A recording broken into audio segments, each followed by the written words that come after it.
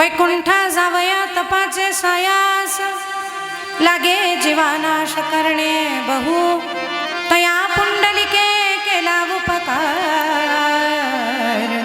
फेडावया भार पृथ्वीचा, तुका म्हणे सोपी गेली पाय वाट, पंढरी वैकुंठ भूमीवरी, तया पुंडलिके केला उपकार, फेडावया भार पृथ्वीचा. विठ्ठल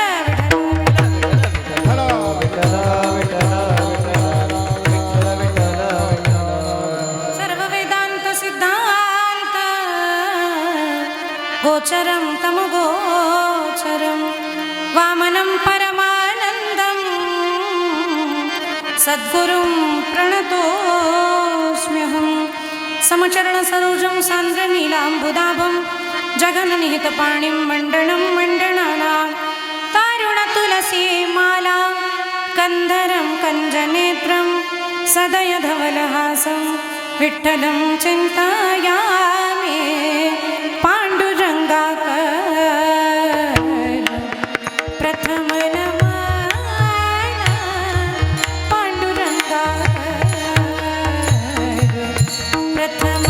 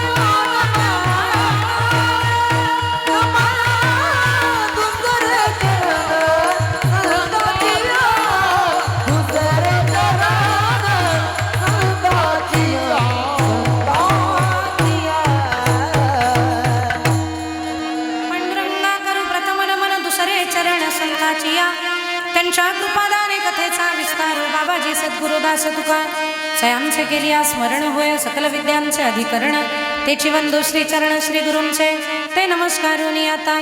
अलंकापुरी रम्य सिंहासनस्थं पदांभोज तेजं स्फुरद्दिक्प्रदेशं, विधीन्द्रादिदैवं सदा स्तूयमानं, समाधिस्थमूर्तिं भजे ज्ञानदेवं. नमामि सद्गुरुं शान्तं सच्चिदानन्दविग्रहं, पूर्णब्रह्म परानन्द मीशमानन्दिवल्लभम्. ॐ नमो ज्ञानेश्वरा.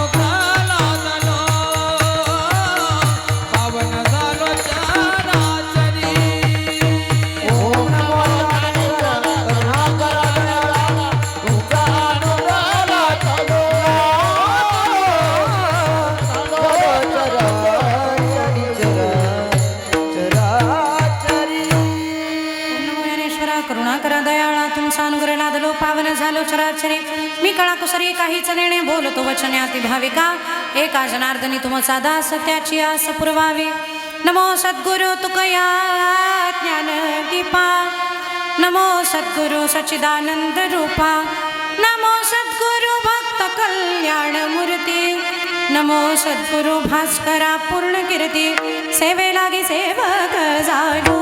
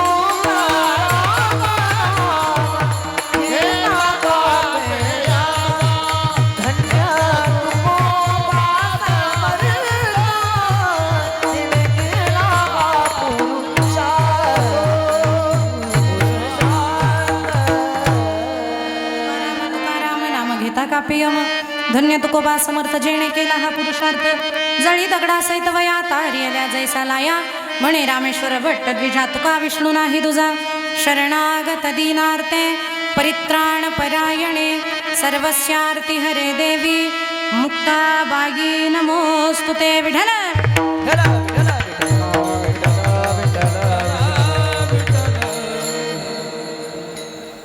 रामकृष्ण हरी रामकृष्ण हरी रामकृष्ण हरी. आज आपण सर्व मंडळी परात्पर अखिलेश्वर कारण करुणावरुणालय भक्तवांच्या कल्पतरू रुक्मिणी प्राणसंजीवन महाराष्ट्राचा आराध्य दैवत षड्गुण ऐश्वर्य संपन्न पंढरपूर निवासी श्रीमंत श्री पंढरीश परमात्म्याच्या कृपाशीर्वादानं प्रभू रामचंद्रांच्या पदस्पर्शानं पुनीत झालेली भूमी म्हणजे ही नाशिक जिल्ह्याची भूमी आणि या नाशिकमधील हे महादेवपूरमध्ये वैकुंठवासी गंगा भागीरथी सुमन आई दत्तू सँडखोरे यांच्या प्रथम पुण्यस्मरणानिमित्तानं आपण या ठिकाणी समुपस्थित आहोत. हिंदू धर्मशास्त्राप्रमाणे माणसावरती 16 संस्कार केले जातात. त्या 16 संस्कारामधील 2 संस्कार असे आहेत की जे शरीर नसताना केले जातात. पहिला जो संस्कार होतो तो जन्माला येण्याच्या आधी आणि एक संस्कार होतो तो मृत्यूपर्यंत. जन्माच्या आधी शरीर दिसत नसताना होणारा संस्कार म्हणजे गर्भधारण संस्कार आणि त्यानंतर मृत्यूपर्यंत होणारा संस्कार ज्या वेळेला तिथं शरीर दिसत नाही पण तरी संस्कार केला जातो त्याला म्हणतात अंत्येष्टी नावाचा संस्कार. आणि अंत्येष्टी नावाच्या संस्कारामध्ये आजच्या वर्षश्राद्धाचा अंतर्भाव होतो. खरं तर अंत्येष्टी नावाच्या संस्कारामध्ये खूप साऱ्या गोष्टींचा समावेश आहे. त्याच्यामध्ये अग्निडाग, रक्षाविसर्जन, पिंडदान विधी, माळेचा विधी, चतुर्थ भरणी श्राद्ध आणि मग वर्षश्राद्ध या सगळ्या संस्कारांचा समावेश होतो. खरं तर मातृपितृ ऋणातनं उतराई होण्यासाठी प्रथम वर्षश्राद्ध प्रथम पुण्यस्मरण हे अत्यंत गरजेचं. तोपर्यंत त्या माता पित्याच्या पोटी जन्माला आलेली जी काय असणारी पुत्र किंवा पुत्री ती ऋणातनं उतराई होऊ शकत नाहीत. खरं तर तसं कुठल्याही संस्कारातनं आपण मातृपितृ ऋणातनं उतराई होणार नाही पण सभ्यता म्हणून किमान हा शेवटचा अंत्येष्टी नावाचा संस्कार केल्यानंतर आपण मातृपितृ ऋणातून उतराई होतो असं म्हणण्याचा प्रघात परंपरा आपल्या धर्मानं आपल्याला घालून दिलेला आहे. आणि त्या अंत्येष्टीमधला हा अंतिम संस्कार तो म्हणजे पुण्यदानाचा पुण्यस्मरणाचा किंवा श्राद्धाचा आजचा हा दिन आणि तद्निमित्तानं आपण या ठिकाणी समुपस्थित आहोत. विठ्ठल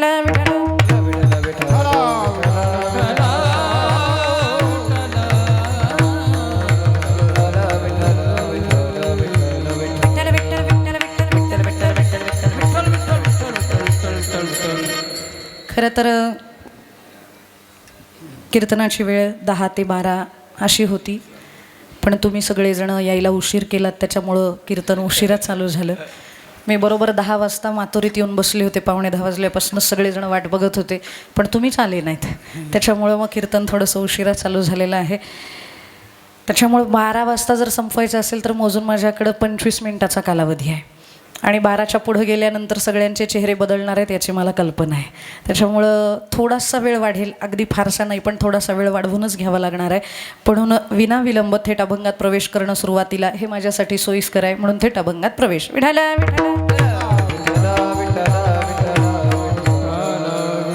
प्रवेश करण्यापूर्वी वारकरी संप्रदायाच्या दंडकाप्रमाणे अभंगाचा अल्पसा परिहार द्यायचा तो असा. देण्याची आवश्यकता नाही, कारण आपण सुज्ञ आणि बहुश्रुत श्रोते आहात. त्याच्यामुळं तुम्हाला शेवटचं चरण ऐकल्यानंतर अभंग कोणाचं आहे हे कळलं असेल. पण त्यांचं नाव आम्ही घेतलं की आमची मलिनता पूर्ण झालेली जी वाणी आहे ती शुद्ध होण्यासाठी मदत होते. आणि असं मी नाही तर संत प्रमाण आहे. पुण्यवंत व्हावे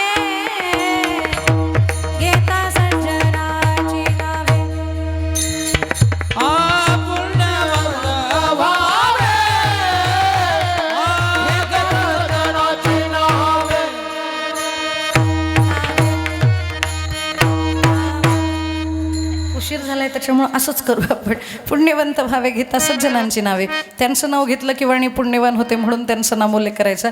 प्रस्तुत प्राप्त प्रसंगी कीर्तनरूपी सेवेकरता निवडलेला अभंग संत सम्राट, संत हृदयरत्न, संत मुकुटमणी, वैराग्य साम्राज्य चक्रवर्ती, अनाथांचं, साधकांचं, योगियांचं, वारकऱ्यांचं ज्यांना बाप म्हणलं जातं ते देहुनिवासी जगद्गुरु श्रीमंत जगद्गुरु तुकोबराय यांचा 3 चरणाचा वैकुंठाची प्राप्ती करून घेण्यासाठी साधकानं काय करावं याचं योग्य ते मार्गदर्शन करणारा उत्कृष्ट असा अभंग सेवेकरता निवडलाय. विठाला विठाला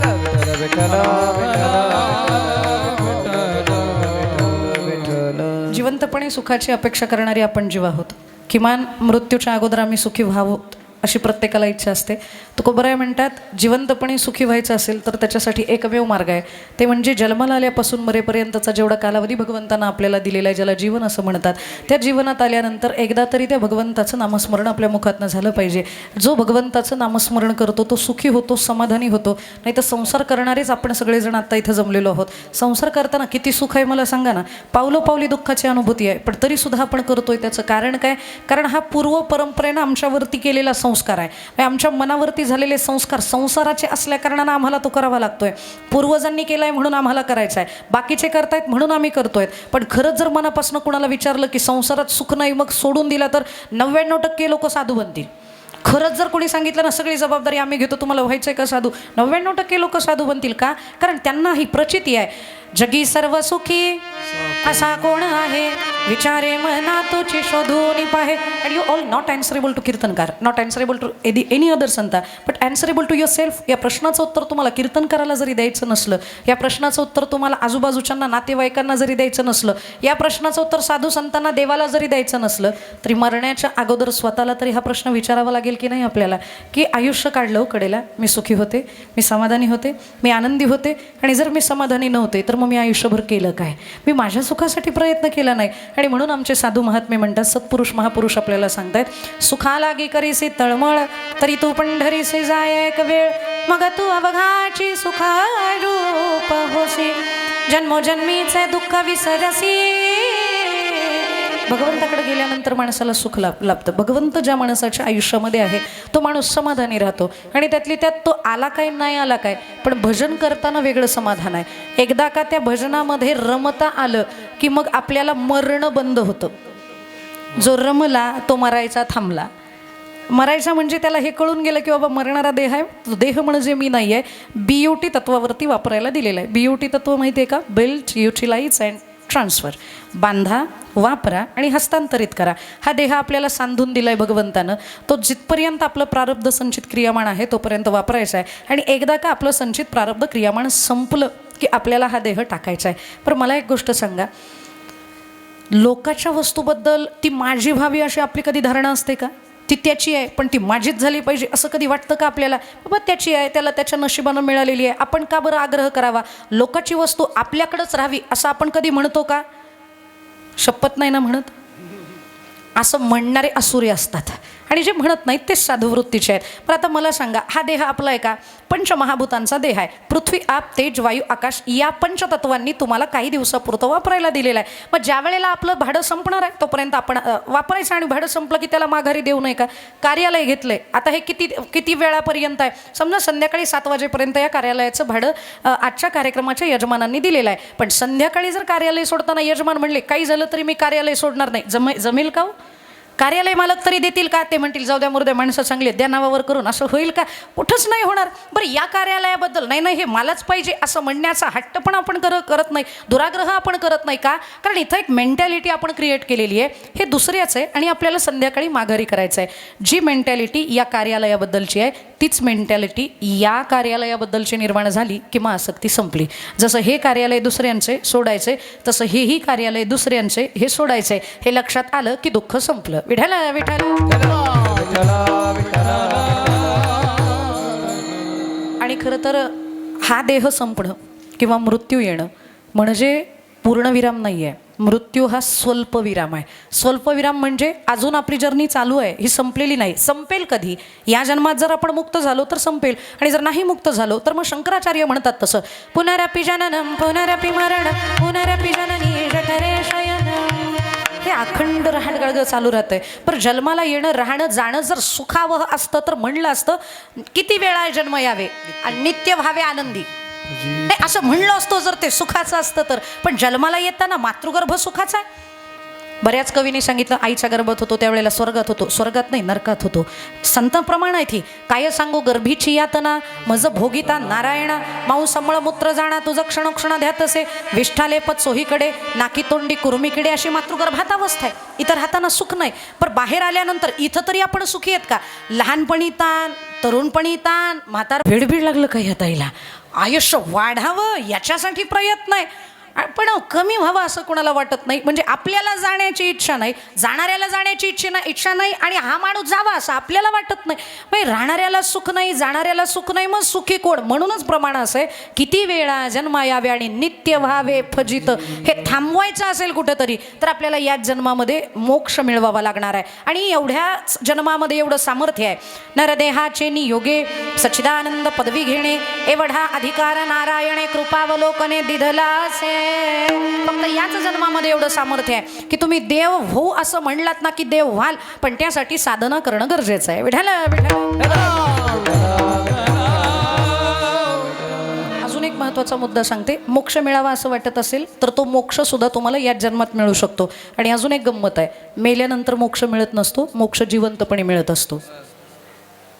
वाक्य कळालं? मेल्यावर मोक्ष मिळत नाही. त्याच्यासाठी साधना जर अगोदर केली तर आपण आपल्या याच डोळ्यांनी उघडा मोक्ष बघू शकतो. आणि हे माझं मत नाही, तुकोबराय म्हणतात, याची देही याची डोळा भोगू मुक्तीचा सोहळा.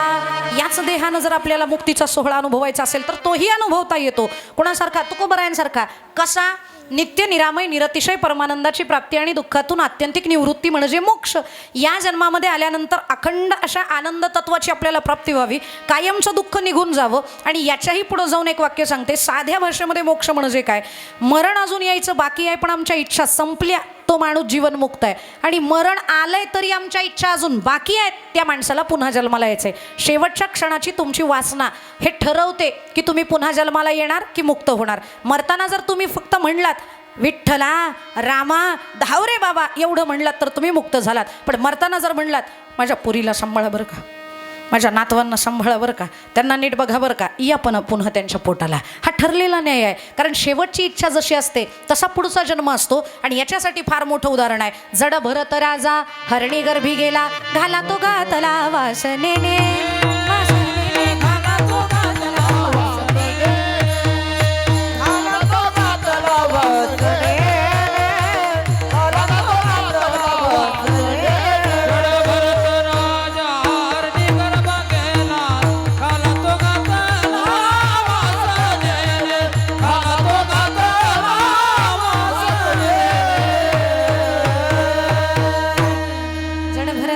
हरणी गर्भी गेला, घाला तो घातला वासनेने.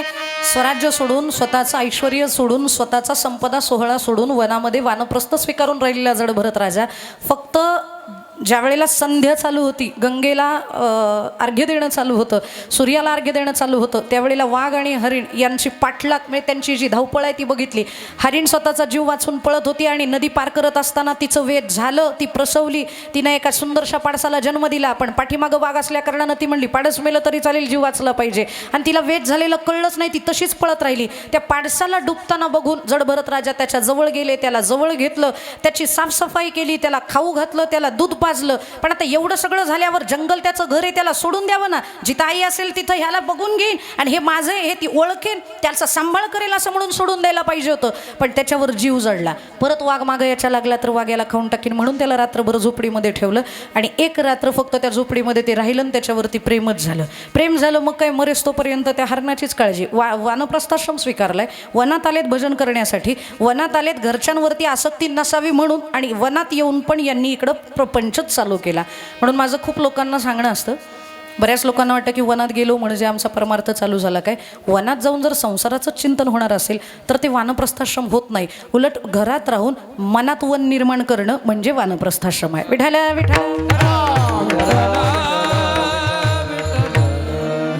राजानं मरेस तोपर्यंत त्या हरणाची काळजी घेतली. ज्यावेळेला अंतिम काळ जवळ आला, साधू पुरुषांनी सांगितलं राजा मरणार आहे, अंतिम इच्छा काय ते विचारून या. सैनिक आले आणि विचारलं राजे काय इच्छा आहे? काही नाही म्हणे, फक्त एवढ्या हरणाच्या पडसाला माझ्या नीट जपा. एवढं म्हणले म्हणून पुढचा जन्म त्याच हरणाच्या पडसाच्या पोटी त्यांना जन्माला यावं लागलं. जर जडभरत राजासारखा साधू पुरुष त्याची जर अंतिम इच्छा चुकल्यामुळे त्यांना पुन्हा जन्माला यावं लागत असेल तर आपण असं काय तेव्हा तीर मारतोय, भजन करतोय की आपल्याला भगवंत आपल्याला वाचवायला येईल म्हणायला. म्हणून आपली काळजी भगवंतानं घ्यावी असं वाटत असेल तर शेवटच्या क्षणाला भगवंत घ्यावेत अशी इच्छा रोज देवाच्या पुढं उभं राहून करत जा.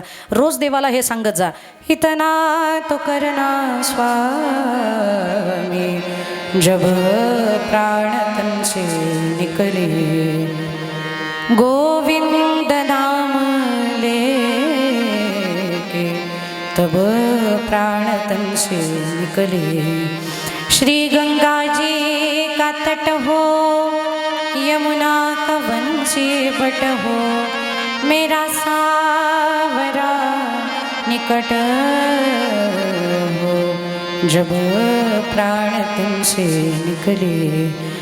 जब कंठ प्राण आए कोई रोग ना सताए, जब कंठ प्राण आए कोई रोग ना सताए, यम दर्शना दिखाए.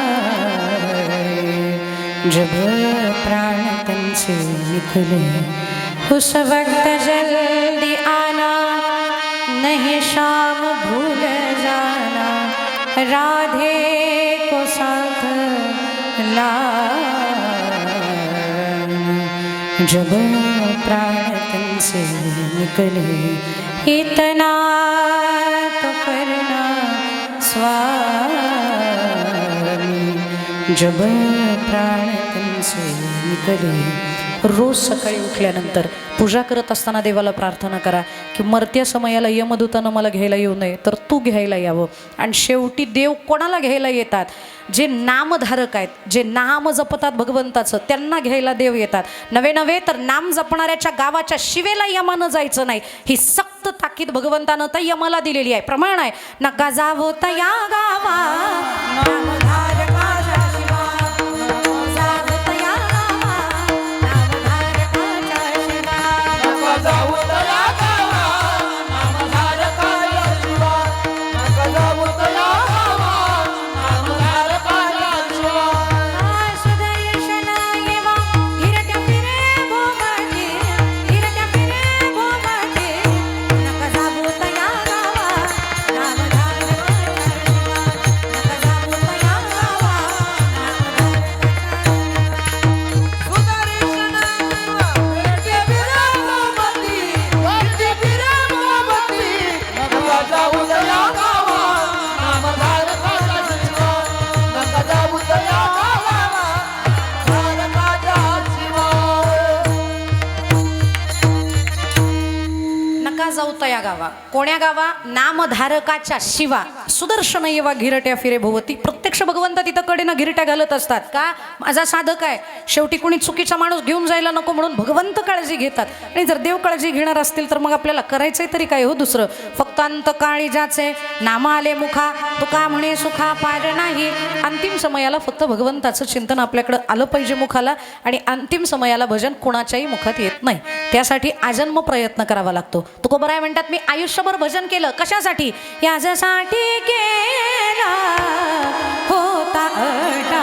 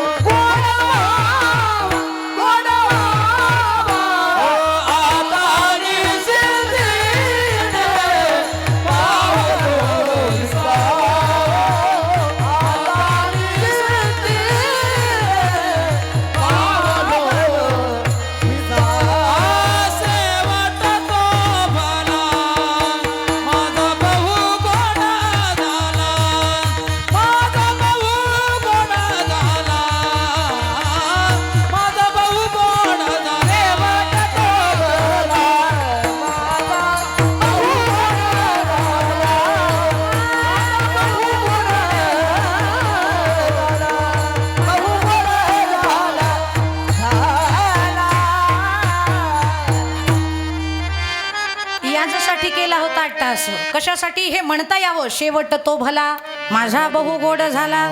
याच्यासाठी आजन्म भजन केलेलं आहे. आणि कलियुगामध्ये दुसरं काही करायचं नाही. जप करण्याचा प्रयत्न करू नका. जप करता करता लोक झोपी जातात. मी बघितलेलं आहे. जप मोजायला लागले की मग ती एखादी माळ करून दुसऱ्या माळेला झोप लागली की मग म्हणतात कितवी चालू होती कोणास ठाऊक. मग ते परत पहिल्यापासून चालू करण्यापेक्षा जप करू नका. मग तप करायचं का? तप करायचं म्हणलं तर किमान 12 वर्षाचा कालावधी द्यावा लागतो. कीर्तन जर 12चं 2 वाजेपर्यंत चाललं तर उठून जाऊ आपण. कीर्तन फक्त 2 तास वाढलेलं चालत नाही. संसार सोडून 12 वर्षाचा अवधी आपण कधी देणार आहोत. म्हणून तपही जमणार नाही. अनुष्ठान करायचं असेल तर त्याच्यासाठी प्रचंड नेम पाळावे लागतात. ते आपल्याला जमणार नाही. मग करायचं काय?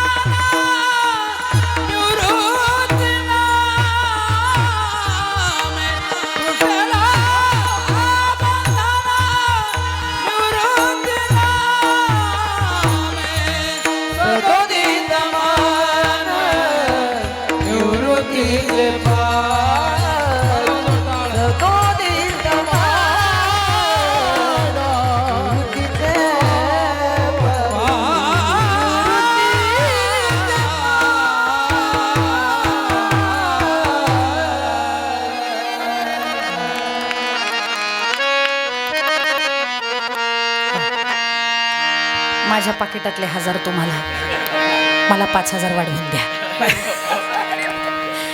जप तप काही न करी साधन, दुसरं काही करण्याची आवश्यकता नाही. मग कलियुगामध्ये काय करायचं? ज्ञानोबरायांचं अजून एका ठिकाणी प्रमाण आहे. जपतपानुष्ठान व्यर्थ कास या करणे, तीर्थव्रता यमने मन लगे दैवता धरणे, आसन मुद्रा ज्ञान ध्यान न लगे वाराणसी मरणे, केशव माधव अच्युत वदता होय पातक हरणे.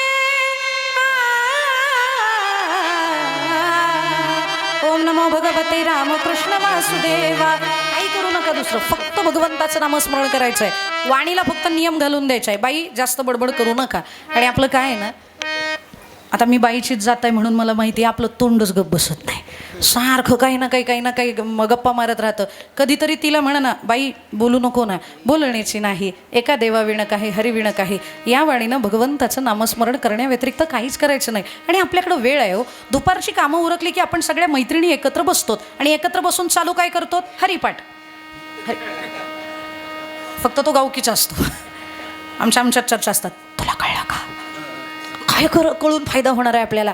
ज्याचं झालंय ते बघेन ना, आपल्याला उगीचंच टेन्शन कशाला? पण उगीचंच ह्याचं असं झालं, त्याचं तसं झालं, हिनं असं केलं, त्यानं तसं केलं, ह्या सगळ्यामुळं त्यांची पापं पण डोक्यावरती घ्यायची आणि आपला योग्य तो वेळ सत्कारणी घालवण्याच्या ऐवजी नाही त्या ठिकाणी घालवणं हे काही योग्य नाही. म्हणून एकच करायचं, दुपारचं बसलं की होता होईल तेवढं जास्तीत जास्त नामस्मरण कसं होईल याच्यासाठी प्रयत्न करायचा.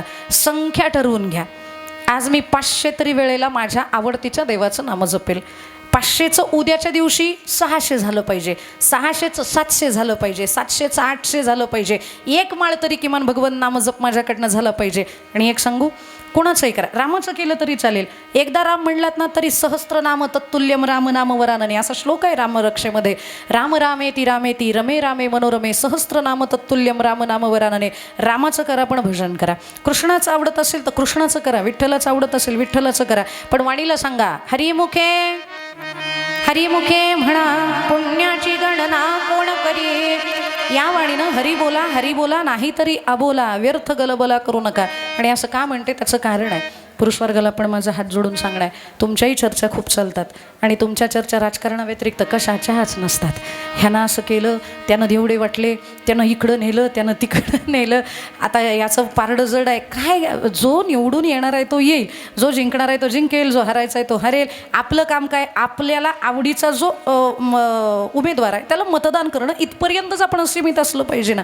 पण आपण पण भलत्या सलत्या चर्चा करत राहतो. म्हणून आपणही नियम लावायचा आहे. आपल्या वाणीनं जर आपण जास्त बोलत असू तर आयुष्यभर भगवंत भेटेल अशी अपेक्षा ठेवू नका. कारण अनंत वाचाळ बरळती बरळ तया कैसा गोपाळ दयाळ पावे हरी, तो मज व्हावा असं वाटत असेल तर त्यासाठी इथं भजन करावं लागणार आहे. कृतव्यध्याय तो विष्णू भेतायाम रजतो मुखैः द्वापारं परिचर्यायाम कलौत धरी कीर्तनात कृतयुगी शमदमादी साधन त्रेतायुगी वेदोक्त यज्ञ द्वापारी आगमोक्त पूजन तंत्र विधान विधियुक्त ही अवघीच साधने कलिने लाजवली हरी कीर्तने जेथ नाचता गाता आपण वश्य करणे परमात्मा. म्हणून कलियुगा माझी करावे कीर्तन. कोणते कीर्तन? नामसंकीर्तन.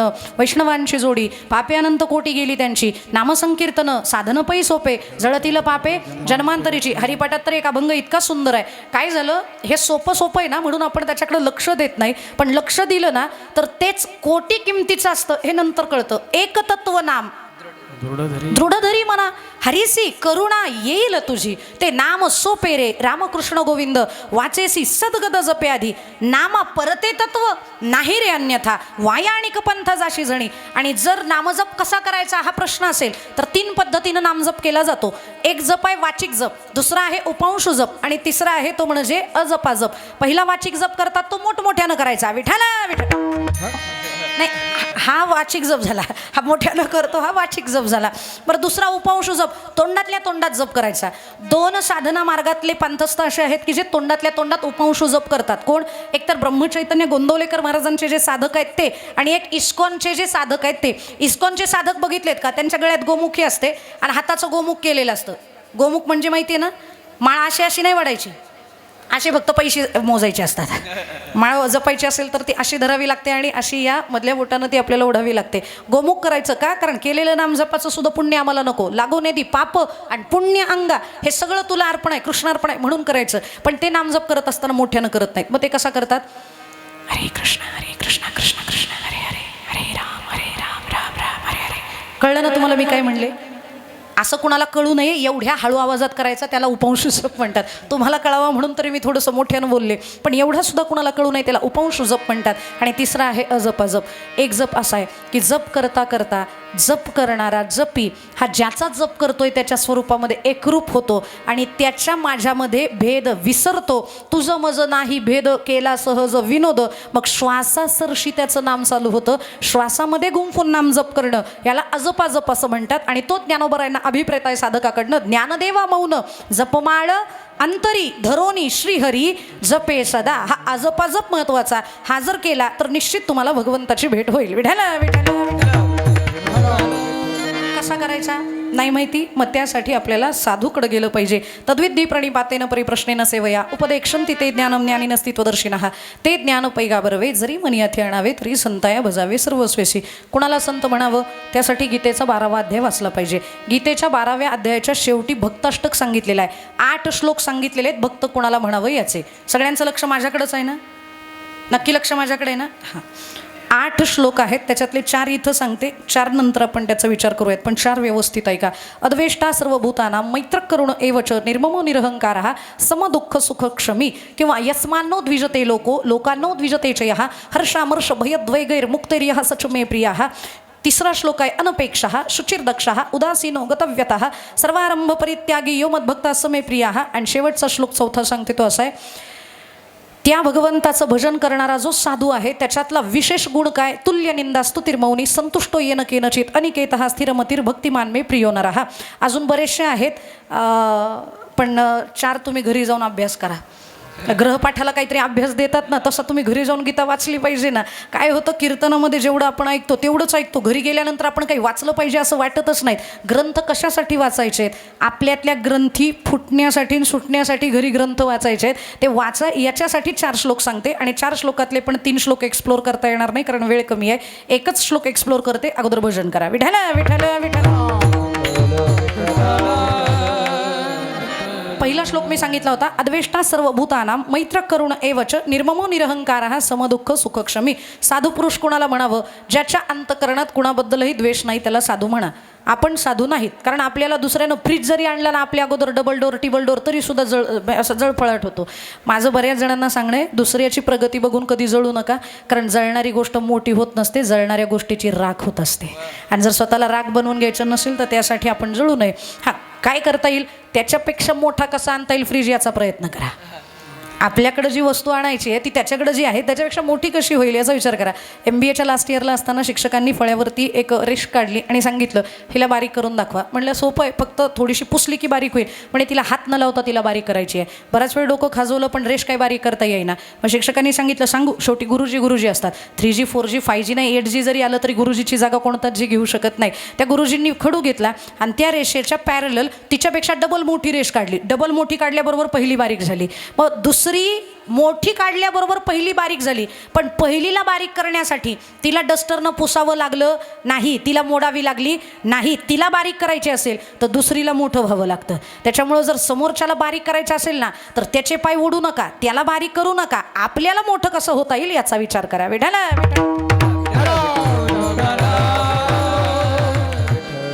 अंतकरणातला द्वेष निघून गेला. खरं तर परमार्थिकांसाठी तर हा नियमच आहे. आमचा वर्म काय परमार्थाचं, कोण्याही जीवाचा नघडो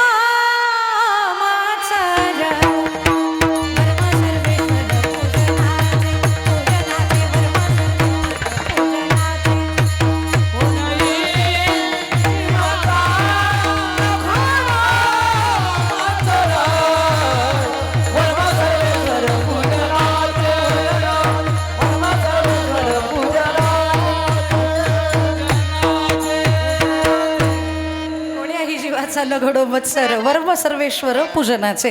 कुठल्या जीवाचा मत्सर घडू नये ही वारकरी संप्रदायातल्या प्रत्येक वारकऱ्यानं काळजी घ्यायची. आता नाशिक जिल्हा परमार्थाला खूप चांगला आहे, इथली सगळी लोक सज्जन आहेत, पण बाहेर बघायला गेलं ना गायकांमध्ये सुद्धा मत्सर असतात. कीर्तन झाल्यावर जेवायला बसल्यावर म्हणतात त्याला काय कळते, त्याला काय अक्कल आहे, तुला किती येते बघ ना, तू त्याची कशाला काढतो बाबा. आणि हे सगळ्याच क्षेत्रात आहे, इथं जायचं नाही, सगळ्याच क्षेत्रात आहे. हा मात्सर्य भाव आहे ना, तो मिटला पाहिजे. कोणाबद्दलच द्वेष वाटू नये आपल्या अंतकरणाला. अगदी आपलं वाटोळं करणाऱ्याच्याबद्दल सुद्धा प्रेम असावं. उदाहरण सांगू, पैठण म्हणून क्षेत्रामध्ये संत एकनाथ महाराज राहायचे.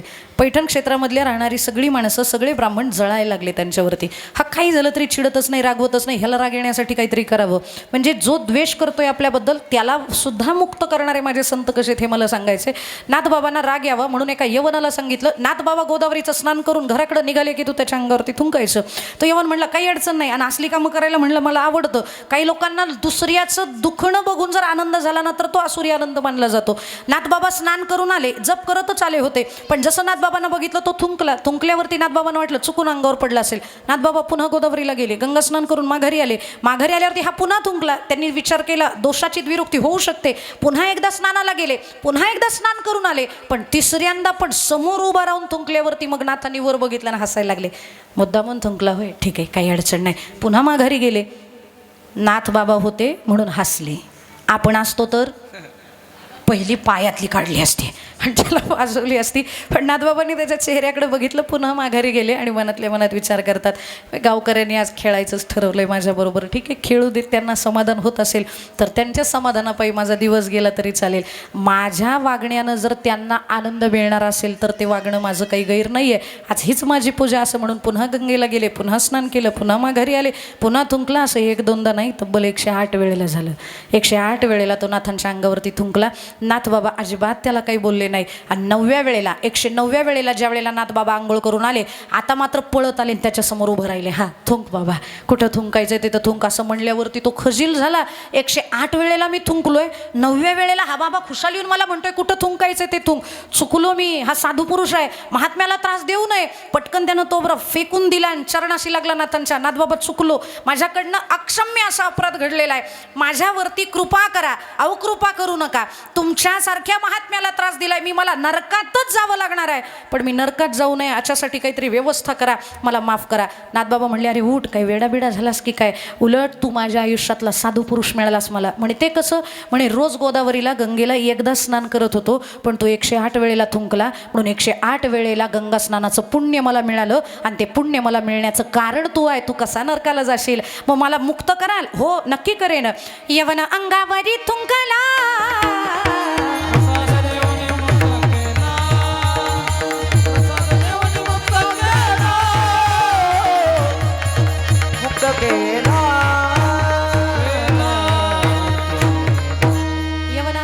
थुंकला, प्रसाद देवने मुक्त केला.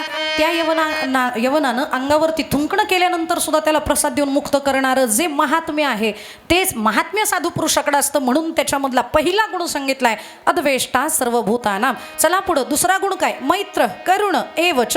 त्याच्या अंतकरणामध्ये सगळ्या साधकांप्रती मैत्रीचा भाव असतो. मैत्रीचा का, गुरु शिष्याचा का नाही? कारण वारकरी संप्रदायातला कोणताही महात्मा स्वतःला गुरु मानत नाही, म्हणत नाही. उलट साधू पुरुष म्हणतात कोण कोणाचा गुरु आणि कोण कोणाचा शिष्य. आणि खरं सांगू, गुरु ज्यांची वाढते ना ते स्वतःला गुरु म्हणून घेतात. मी गुरु आहे, मी गुरु असं म्हणूच नाहीये.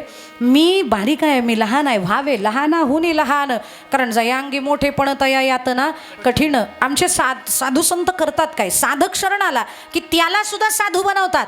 आपणा सारिखे करीती तात्काळ, नाही काळ वेळ तया लागी, अशी अवस्था जे करतात त्यांना साधू म्हणावं. आणि मग आपल्यासारखाच झाला साधू, मग त्याच्याबद्दल भाव कोणता, तर तो मैत्रीचा आहे. चला पुढं, तिसरा गुण कोणता, करुण ऐवच. संतांच्या अंतकरणात आपल्याबद्दल कारुण्य असतं. उदाहरणार्थ ज्ञानोबराया घ्या. ज्ञानोबरायांना संबंध आयुष्यामध्ये मुठभर मधुकरी म्हणून आळंदीकरांकडनं मिळाली नाही. आज लाखोंनी विद्यार्थी असे आहेत की जे ज्ञानोबरायांच्या नावावर मधुकरी मागून आयुष्य त्यांनी कडेला काढलंय. पार वय झालं फक्त मधुकरीच्या जीवावरती, पण ती मधुकरीच्या ज्ञानोबरायांच्या नावावर मागितली जाते. त्या ज्ञानोबरायांना मात्र जिवंतपणी मधुकरी मिळाली नाही. भोजलिंग काका नावाचे ग्रहस्थ सोडले तर अख्ख्या आळंदीनं ज्ञानोबरायांना वाळीत टाकलं होतं, कुणीच मधुकरी दिली नाही. पण तरी सुद्धा ज्या समाजानं त्रास दिला त्या समाजासाठीच ज्ञानोबराया म्हणतात, विश्वाचे आरता माझ्या मनी प्रकाशले, विश्वाचे आरता माझ्या मनी प्रकाशले.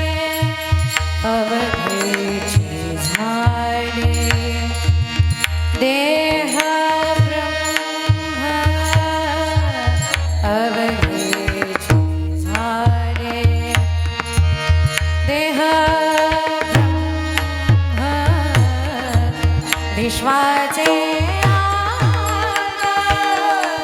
माझ्या भनी प्रकाशले विश्वाचे माझ्या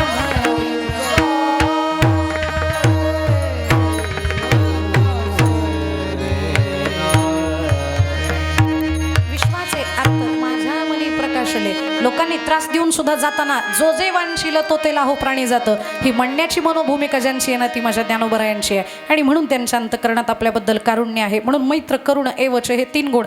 चला पुढं 4था गुण काय? निर्ममो निरहंकार. हा मायेमध्ये जे अडकलेले नसतात, ज्यांचं अंतकरण निर्माय झालेलं असतं त्यांना निर्मम म्हणा. पुढचा गुण कोणता? 5वा निरहंकार. हा साधू संतांमध्ये अहंकार नसतो आणि वारकऱ्याला पण त्याचा वारा लागू नये अशी अपेक्षा त्यांची आहे. अहंकाराचा वारा न लागो राजसा माझ्या विष्णुदासा भाविकाशी. काय ना, अहंकार हा चांगल्या चांगल्या क्षेत्रातल्या चांगल्या चांगल्या माणसांना खातो, गिळंकृत करतो. म्हणून कुठल्याच क्षेत्रामधल्या माणसांना अहंकारी असू नये. अहंकार आला की तो वाया गेला. अहंकार झाला तो कमाने वाया गेला. अहंकार झाला तो कमाने वाया गेला. अहंकार झाला तो कमाने वाया गेला. अहंकार झाला तो कमाने वाया गेला.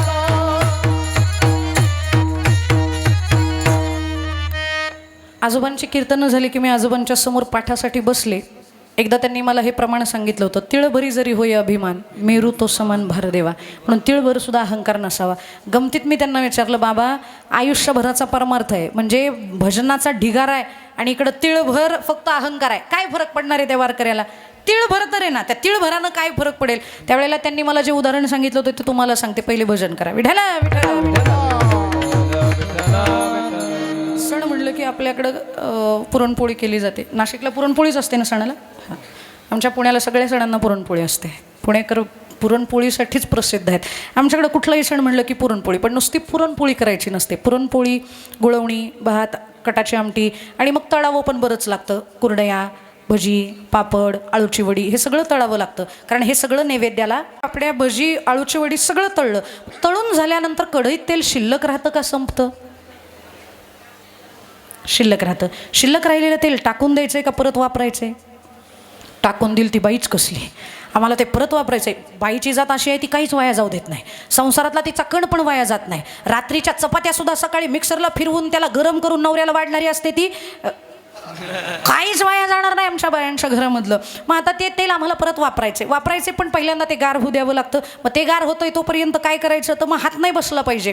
बाई कधीच शांत बसत नाही का? तिला काही ना काही काम लागतं. पण तुमचं दुर्दैव आहे, एवढं काम करता पण ॲप्रिसिएशन कोणाकडनंच मिळत नाही. बाईचा हात बसत नाही पण तिचं काम दिसत नाही. कंटिन्यू कामात, पण घरात आल्यावर तिला हेच वाक्य ऐकावं लागतं, काय काम असतं घरात एवढं? असं म्हणणाऱ्यांना म्हणावं महिनाभर करून बघा, म्हणजे कळेल आम्हाला काय कामं असतात ते. पण ती बाई लगेचच कणिक मळायला घेते. कणिक मळून झाली की मग ते तेल गार होतं. मग तेल गार झालं की कान धरले जातात. कुणाचे?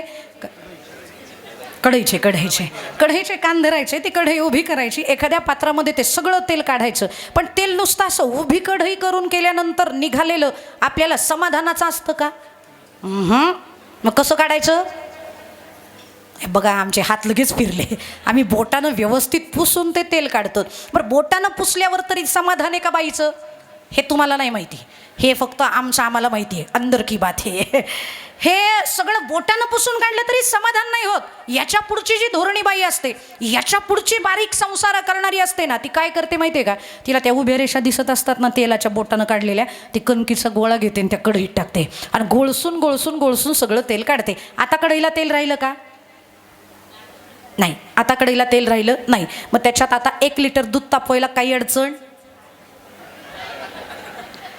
नाही. तापवत आहेत का? जर तापवलंच तर लिटरभर दूध नासवतो. कोण? त्या कढईला चिटकलेलं थोडंसं तेल. किती तेल असतं? डोळ्यांना पण दिसत नाही एवढा सूक्ष्म अंश त्या कढईला असतो.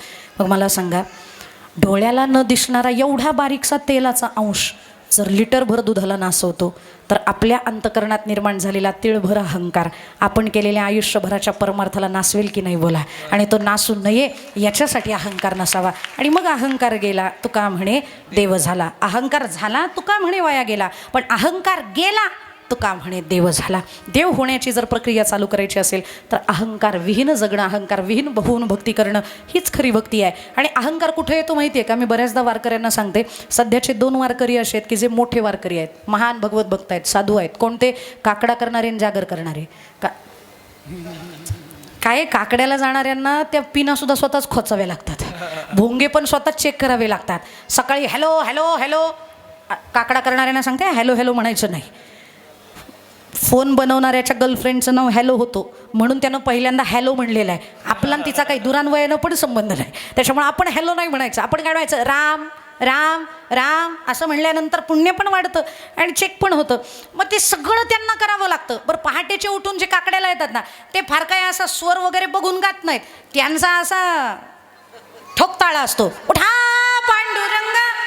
ऐकणारे म्हणतात अरे याचा भोंगा बंद करा रे. त्याला काही माहिती नसतं का लोक मला बाहेरची शिव्या देत आहेत? त्याला माहिती असतं, पण तरी सुद्धा तो नेमानं महिनाभर काकडा करतो. का? कारण त्याची भावना असते, माझ्या काकड्यानं कोणाला त्रास होतोय हे मला महत्त्वाचं नाही, पण माझ्या काकड्यानं माझा देव जागा होतोय. हा जो भाव त्याच्या अंतकरणातला आहे तो त्याच्या भक्तीचा परिपोष करणारा ठरतो आणि आशांकडे देव लवकर येतो. कारण त्याचा काकडा लोकांसाठी नाही, त्याचा काकडा कुणासाठी आहे?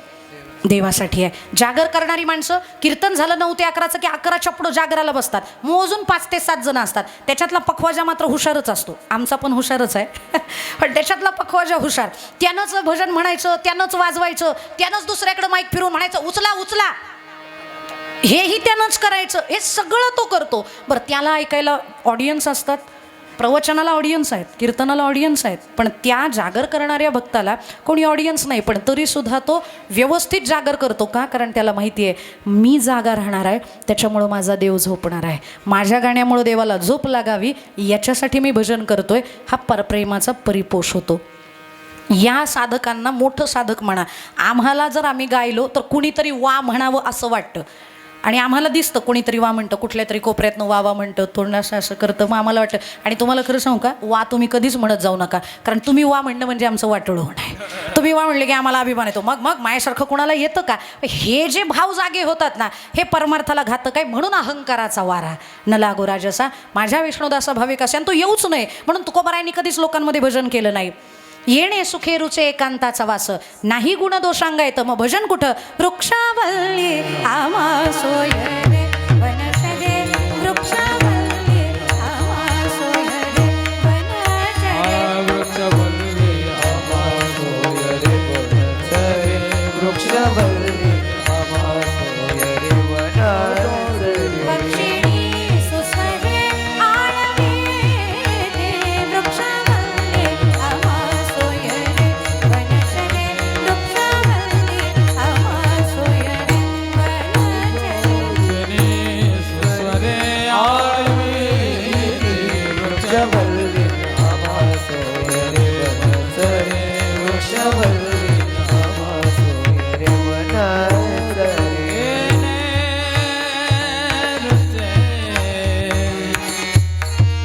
एकांताचा वास येणे सुखे रुचे, एकांताचा वास नाही गुण दोष अंगा येते, वृक्षवल्ली आम्हा सोय रे वनचरे, वृक्षवल्ली आम्हा सोय रे वनचरे.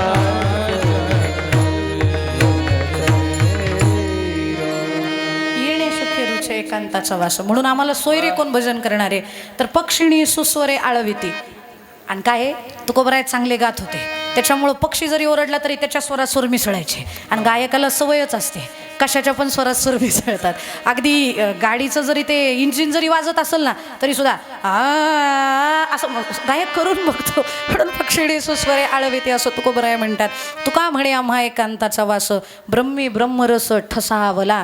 आणि म्हणून आपल्या सुद्धा वारकऱ्यांना सांगणं आहे, काळ सारावा चिंतने एकांतवासी गंगा स्नाने, देवाच्या पूजने प्रदक्षिणा तुळशीच्या. असं एकांतात भजन केलं की निरहंकार हा गुण येतो. आणि हा गुण ज्यांच्यामध्ये त्याला साधू म्हणा. निर्ममो निरहंकार हा. आणि शेवटचा गुण समदुःख सुखक्षमी.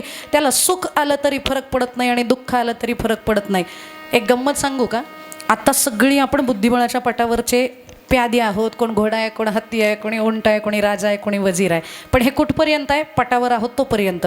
मृत्यू ओढावला की सगळेजण एकाच डबड्यात जाऊन बसणार आहेत आत्मतत्वाच्या. पटावर येण्याच्या अगोदर आत्मतत्व, पट सोडल्यानंतर आत्मतत्व. फक्त इथं मृत्यूलोकामध्येच कोणी श्रीमंत आहे, कोणी गरीब आहे, कोणी सर्वसामान्य घरात आहे, कोणी फार चांगल्या समृद्ध घरामध्ये आहे, कोण फार ताकदीचा ज्ञानी आहे, तर कोणी फारच अज्ञानी आहे. हे सगळे खेळ इथले आहेत. एकदा का आपलं मरण ओढावलं, मृत्यू हा सगळ्यांना समान करतो. एकतर स्मशानात गेल्यानंतर स्मशान, समशान, जिथली शान सम होऊन जाते प्रत्येकाची, त्याला स्मशान असं म्हणतात. तर मला सांगा, स्मशानात गेल्यानंतर एकाच दिवशी श्रीमंताच्या घरातलाही माणूस मेलाय आणि गरीबाच्याही घरातला माणूस मेलाय. श्रीमंताची माती होते त्यावेळेला त्या मातीचं सोनं होतं आणि गरीबाची होते त्याची राख होते. असं काही आहे का? च्यवनप्राश खाणारा असो, अंगावरती 2 किलो सोनं घालणारा असो, आयुष्यभर चांगलं चुंगलं खाणारा असो, नाही तर मोलमजुरी करून शिळ्या भाकरी तोडणारा असो, सगळ्याची शेवटी मातीच होणार आहे. शरीराची मातीच होऊन जाते. आणि दोघंही ज्या वेळेला मरून एकत्रित येतात त्यावेळेला त्यांचं तत्व एकच, आत्मतत्व. शिवोहम शिवोहम असं ते म्हणायला लागतात. त्याच्यामुळं इथं आहे तोपर्यंतच हे सगळे भेद आहे. हे सोडलं की आपण कोण आहोत? तर अहम ब्रह्मास्मी, अयम आत्मा ब्रह्म तत्त्वम असी. आणि हे तत्व ज्याला जिवंतपणी कळलं ना, त्याला कशाचा आनंदही नाही आणि त्याला कशाचं दुःखही नाही. पण हा प्रश्न आपण स्वतःला कधी विचारलाय का? इथं बसलेल्या श्रवण करणाऱ्या किती माणसांनी हा प्रश्न स्वतःला विचारलाय की मी कोण आहे? इथल्या इथं विचारा ना स्वतःला, मी कोण आहे? काही जण म्हणतील, मग मला काय माझं नाव माहिती नाही का, माझं गाव माहिती नाही का, पण कुठून आलाय? काही जण म्हणतील, घरनं आलोय, कीर्तन झालं की घरी जायचंय. पण हे तात्कालिक उत्तरं झाली. साधू संतांनी आपल्याला थोडा दूरचा विचार करायला सांगितलाय. जन्माच्या आधी आम्ही कुठे होतो आणि मृत्यूपर्यंत आम्ही कुठं जाणार? काकडा झाल्यानंतर आपण वासुदेव म्हणतो. वासुदेवात एक प्रमाण आहे, आलाशी कोठोनी या जासी कवणे रेठाया. कुठून आलेलो आहात आणि कुठून जाणार आहात याचा विचार करणं म्हणजे परमार्थ करणं आहे. मी कोण आहे याचा विचार करणं म्हणजे परमार्थ करणं आहे. आहे मी कोण याचा करावा विचार. म्हणे ज्ञानेश्वर निवृत्तीचा. मी कोण? शरीर. जर शरीर म्हणजे मी असते तर मग मी याला मरूनच दिलं नसतं ना. मी आहे, मी कशी माझ्यापासून दूर होऊ शकते? पण हे सुटतंय, हे जातंय, म्हणजे हे मी नाही. मग मी कोण आहे? याला भोगणारा जो आहे तो मी आहे. आणि तो आत्मा जन्मालाच येत नाही, त्याच्यामुळं तो मरेल कसा?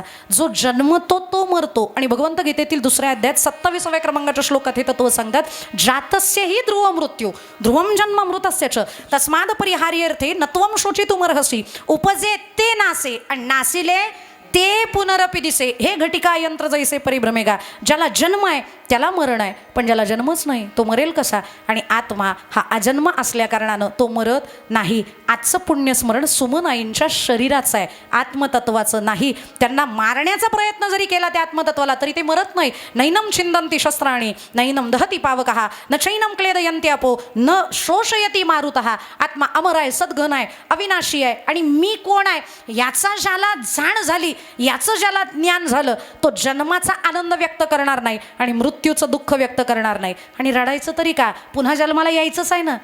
मेलो म्हणजे परत येणार नाहीत का? यायचं आहे. वासांसी जीर्णानी यथा विहाय नवानी गृह्णाती नरोपराणी तथा शरीराणी विहाय जीर्णान अन्यानी संयाती नवानी देही. जैसे जीर्ण वस्त्र सांडीजे मग नूतन वेढीजे तैसे देहांतरा ते स्वीकारीजे चैतन्य नाते. आणि एक प्रश्न आहे माझा छोटासा, अंगावरची जुनी साडी टाकून नवीन साडी घातली की आपल्याला दुःख आहे की आनंद आहे? आनंद आहे. मग जुनी झालेली साडी टाकून नवीन साडी घालताना जर आनंद आहे, तर जुना झालेला देह टाकून नवीन देह धारण करायला निघालेल्या माणसाबद्दल दुःख असावं की आनंद असावं? बोला. आनंद असावा. पण आपण काय करतो? हे आपलं चालू होतं का? कारण अज्ञान. म्हणून हे थोडंसं ज्ञान ज्याला झालं त्याला मृत्यूचं दुःख राहिलं नाही. मग तो शंकराचार्यांसारखा म्हणेल, मी कोण आहे? अहम निर्विकल्पो निराकार रूपो विभूत्वच सर्वत्र सर्वेन्द्रियाणां न चासंगतं नैव मुक्तिर्न मेयः चिदानन्दरूप शिवोहम शिवोहम. मी कोण आहे? तर मी निर्विकल्प आहे, मी निराकार आहे, मी अखंड आहे, मी अनादी आहे, मी अनंत आहे. हे कळणं म्हणजे तुम्हाला जिवंतपणी मोक्ष मिळणार आहे. आणि जर तसं नसेल, मेल्यानंतरचा मोक्ष पाहिजे असेल, तर त्यासाठी तुम्हाला जीवाला नाश करवून घ्यावे लागतात. हे तुकोबराय अभंगाच्या प्रथम चरणात सांगतात.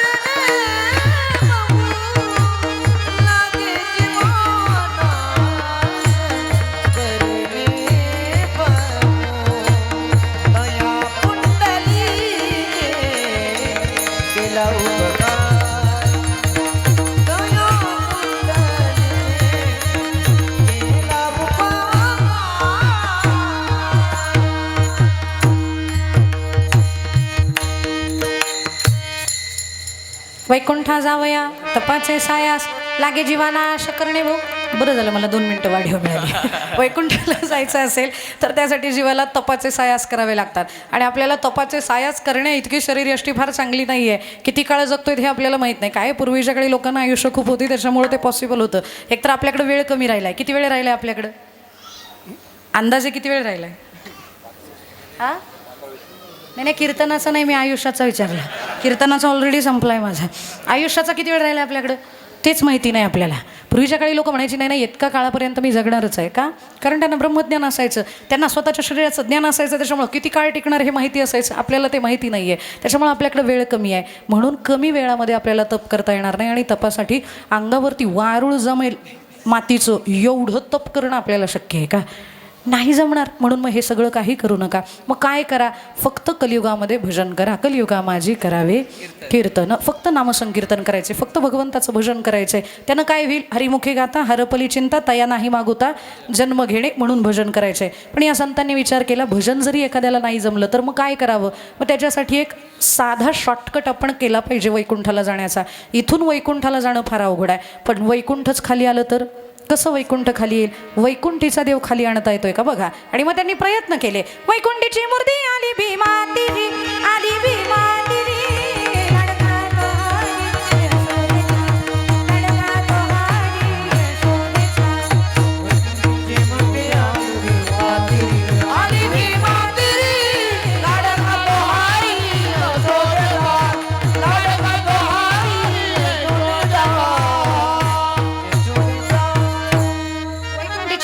आली भीमा तिरी लाडका तो हरी यशोदेचा. म्हणून जी माणसं पंढरपूरला जातात ती वैकुंठात पोचतात. तुकोबराय म्हणतात मी पंढरपुरात गेलो पण पोहोचलो कुठे?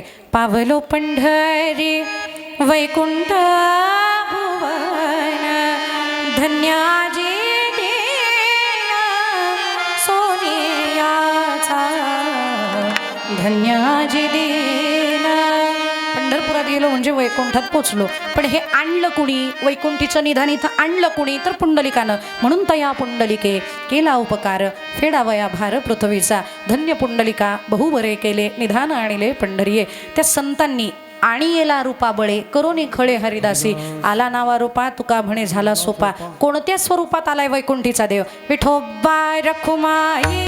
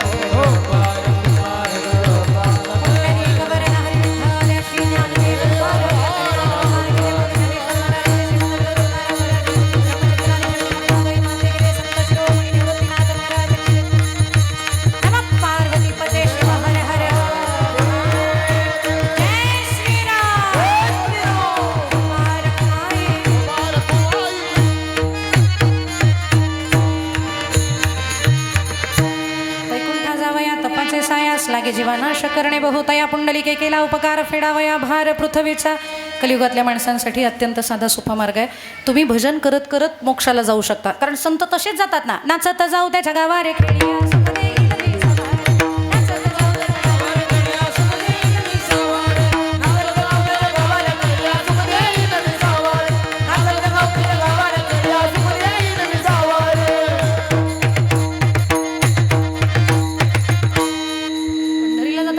जायचं आहे. मग जर नाचत वैकुंठ मिळत असेल तर मग कशाला उगीच बाकीच्या सगळ्या भानगडी करत बसायच्या आहेत. पण जावं कोणाबरोबर तर संतांबरोबर. संतांबरोबर का जावं?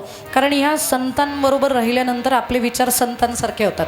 आपण ज्याच्याबरोबर राहतो ना आपले विचार पण त्या पद्धतीचे होत असतात. त्याच्यामुळे विषयी माणसाच्या संगतीत राहिलात की तुम्ही पण विषयी होता, आणि तुम्ही जर साधू पुरुषाच्या संगतीत राहिलात ना तर तुम्ही पण साधू होता. बिशी लावताना जर भजन्या बायांमध्ये लावली ना तर एकादशीला तरी भजनं करावीत असं वाटतं. पण जर किटी पार्टी वाल्यांमध्ये जर बिशी लावली ना तर तिथं असं वाटतं साडी चांगली असली पाहिजे. नवऱ्याचा पगार तेवढा नसेल तरी त्या घालतात, मग मला पण पाहिजे. आणि मग त्याच्यानंतर नवऱ्याबरोबर वाद करायचे. मग त्यांच्याकडं आहे मग माझ्याकडं का नाही, मग मला पर्सच अशी पाहिजे, मला नेल आर्टच करून पाहिजे, मला केसाचं स्ट्रेटनिंगच करून पाहिजे. मला हे सगळं माहिती आहे कारण माझ्या एका मैत्रिणीनं मला सांगितलं किट्टी पार्टीत असंच जावं लागतं म्हणून. हे सगळं का वाटतं? कारण संग त्यांचा झाला. तुम्ही ज्यांच्या संगतीत राहता तुम्ही तसे बनता, आणि साधूंच्या संगतीमध्ये जाणाऱ्या माणसाची किंमत वाढते असं माझं वैयक्तिक मत आहे. घरात फिरणारी माशी आहे ना, माशी जर लोखंड विकणाऱ्याच्या काट्यावरती जाऊन बसली ना तर तिला कवडीची किंमत मिळत नाही. पण तीच माशी जर सोनाराच्या दुकानात जाऊन त्या सोनं विकत असताना त्या काट्यावर जाऊन बसली ना तर तिची एका क्षणात किंमत 15,000 होते.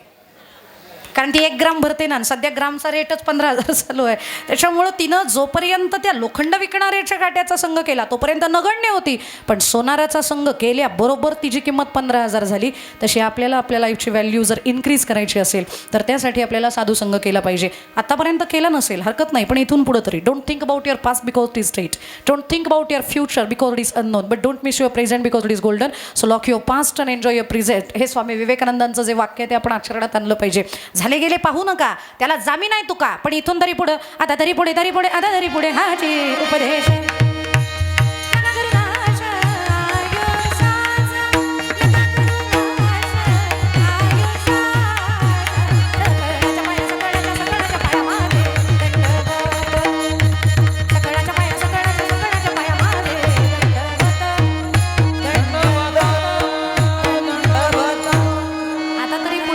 उपदेश नका करून अशा आयुष्याचा. इथून पुढचा काळ तरी आपल्याला भगवत चिंतनामध्ये घालवावं लागणार आहे. आणि संतांच्या संगतीमध्ये गेल्यानंतर त्यांचे विषय चालू नसतात का? असतात. साधूंच्या पण आयुष्यात विषय असतात, पण त्यांचे विषय नारायण झालेले असतात. विषय येतो त्यांचा झाला नारायण, नावडे जलधारा माता पिता. विषय येतो त्यांचा झाला नारायण.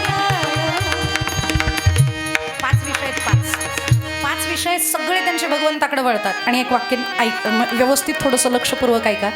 विषय ज्या वेळेला प्रपंचाकडे वळतात त्यावेळेला त्याची आसक्ती होते, पण विषय ज्या वेळेला परमात्म्याकडे वळतात त्यावेळेला त्याची भक्ती होते. गोकुळातल्या गोपिकांनी वेगळं काय केलं? विषय फक्त त्यांनी कृष्ण बनवला, झाली ना भक्ती त्यांची. पंचविषय कोणकोणते विषय पटपट ऐका, माझ्याकडं 5च मिनिट आहेत. बोल नाही ती संपलेली आहे, सांगू का नको म्हणून? चालेल ना 5 मिनिटं? बोल, स्पर्श, रूप, रस आणि गंध 5 विषय आहेत. बोलणं ज्या वेळेला भगवंताविषयी चालू होतं त्यावेळेला त्याची भक्ती होते. जनरल गप्पा मारल्या तर ती आसक्ती, पण जर भगवंताबद्दल गप्पा मारल्या तर ती भक्ती. दुसरा विषय आहे तो म्हणजे स्पर्श. बाकीच्या कुठल्याही विषयाला स्पर्श करण्यापेक्षा कधीतरी इच्छा करा भगवंताच्या चरणाचा स्पर्श आम्हाला व्हावा.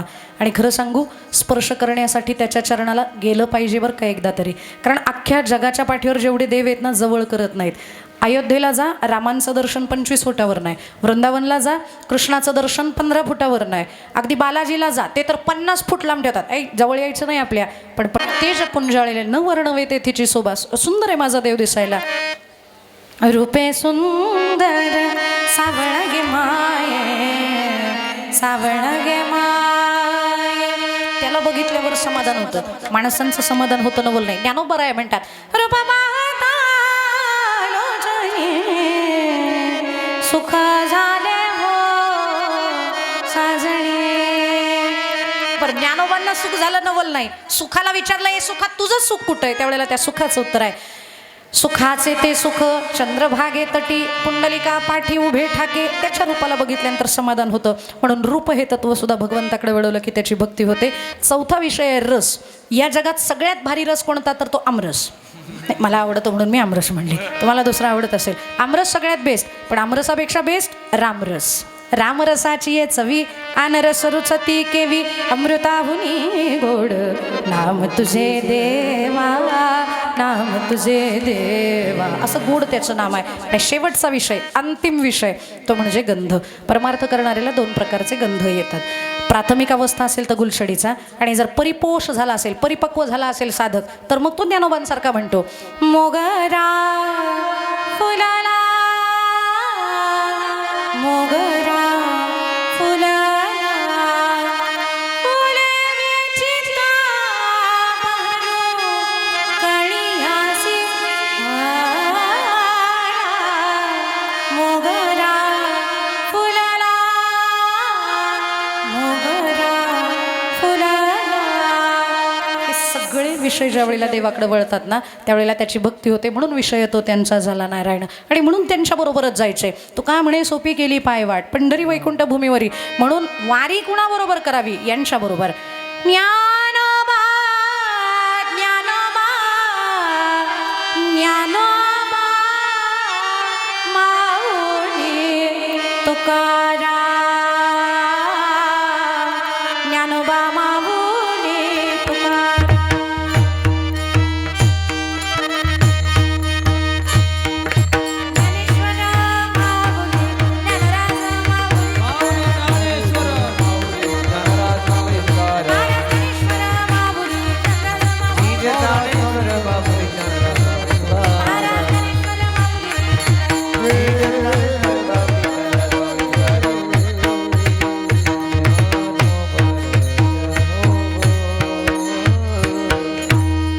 खरं तर कीर्तनाची वेळ माझी 40 मिनिटापूर्वीच होऊन गेली.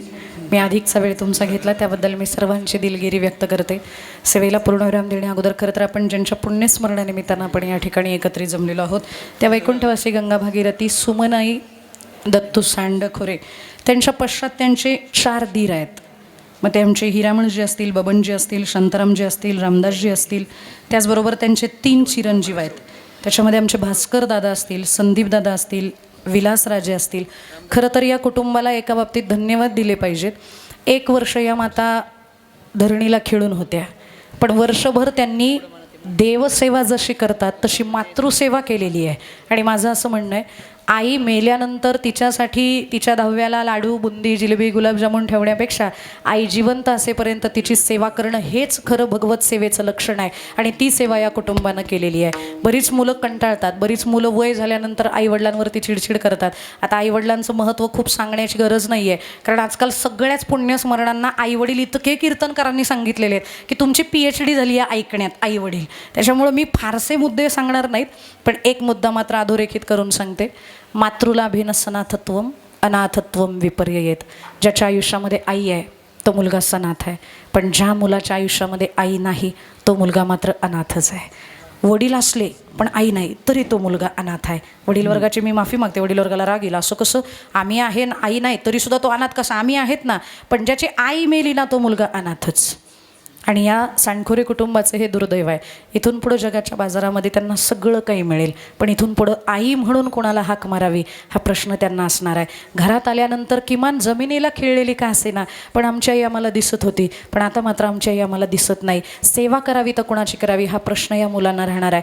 आणि हे कुटुंब म्हणजे कायमस्वरूपी नेतृत्व कर्तृत्व आणि दातृत्व सिद्ध करणारं कुटुंब आहे. नेतृत्व करणारं कुटुंब आहे असं मी म्हणते कारण या मातेचे एक चिरंजीव जे विलासराजे आहेत ते या गावचे लोकनियुक्त सरपंच होऊन गेलेले आहेत. आणि सरपंच होणं फार अवघड आहे.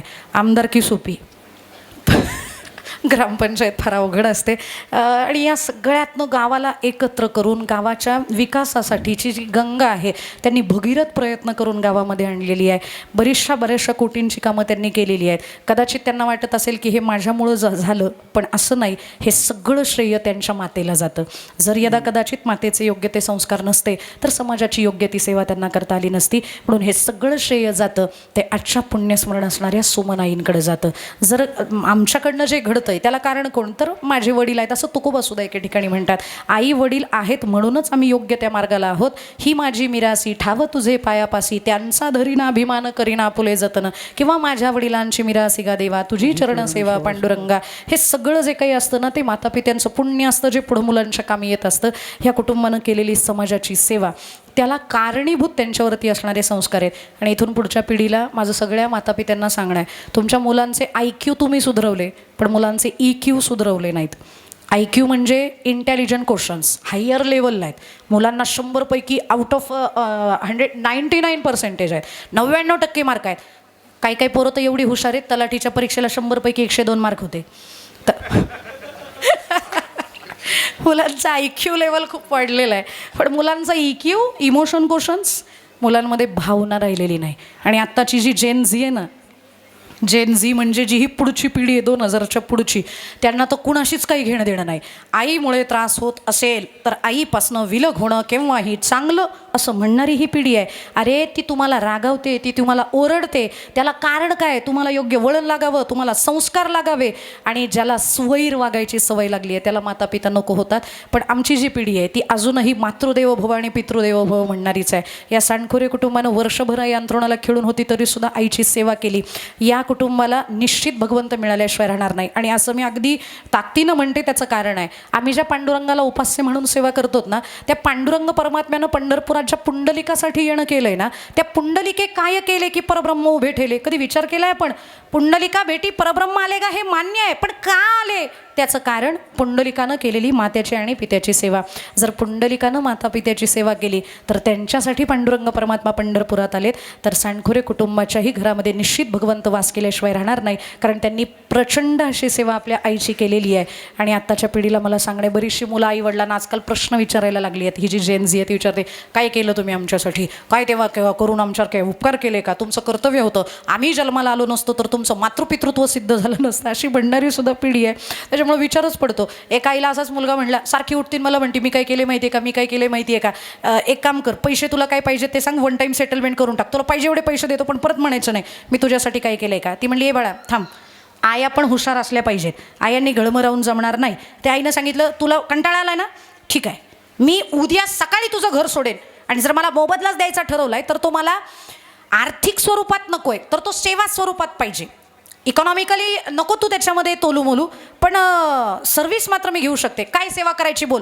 जितके वर्ष तू मला सांभाळलं तितके वर्ष मी तुला सांभाळायचं का? नाही नाही रे, एवढा तर तू सांभाळूच शकत नाही. फक्त एक रात्र तू तुझ्या बायकोनं माझी सेवा करायची. सगळ्यांचं लक्ष माझ्याकडे ना, 2च मिनटं राहिलेत, मी संपवण्याकडेच निघालेली आहे.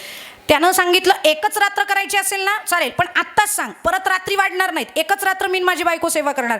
ठीक आहे म्हणली, 1 रात्र कर. संध्याकाळी त्यानं बायकोला सांगितलं, उद्या सकाळी आई जाणार आहे, आज रात्र फक्त सेवा करायची आहे. तिनं पुरणपोळी बनवली आणि जेवू घातलं. का? उद्या सकाळी सासू जाणार आहे. अंथरूण त्या तिच्या पलंगाच्या खाली दोघांची अंथरुणं टाकली, 2 जण झोपले, तांब्या ठेवला. आणि मग बरोबर 12 वाजले की त्या आईनं हाक मारली, दादा उठतो का रे, जरा मला तहान लागली, पाणी आणतो का? हो म्हणलं आणतो नाही. पळत आतमध्ये गेला, तांब्या भरून घेऊन आला. ती एकच घोट पाणी प्यायली आणि सगळा तांब्या त्या बिछाण्यावरती लवणला. बिछाण्यावरती सगळा तो तांब्या लवणल्यानंतर त्या आईनं सांगितलं, बाळा बिछाना ओला झाला, काय करायचं? हा म्हणे, काढतो ना, तू उठ म्हणला. मी ते काढतो ओलं झालेलं. त्यानं तो स्वतःचा बिछाना तिथं टाकला आणि आईचा बिछाना काढून तिला सांगितलं, झोप आता. तू कुठं झोपणार? खाली झोपायची तयारी आहे का? एकच रात्र, कारण उद्या सकाळी आई जाणार आहे. 2 तासानं तिनं परत हाक मारली 2 वाजता, दाद्या उठ रे, जरा मला तहान लागली. तो डोळे चोळत उठला आणि म्हणला, आई तासाभरापूर्वी तर पाणी दिलं ना तुला. होतं म्हणे म्हातारपणात असं, जा आण पाणी. हा गेला, पाणी घेऊन आला. आता अर्धाच घोट पाणी प्यायली आणि सगळा तांब्या पुन्हा बिछाण्यावरती तो लवणल्यानंतर चिडली ना ती त्याच्यावरती. तुला कळतं का नाही, माझा बिछाना बदल. तिच्यापेक्षा डबल तो चिडला. अगं तुला काही डोकं आहे की नाही, कळतं की नाही तुला?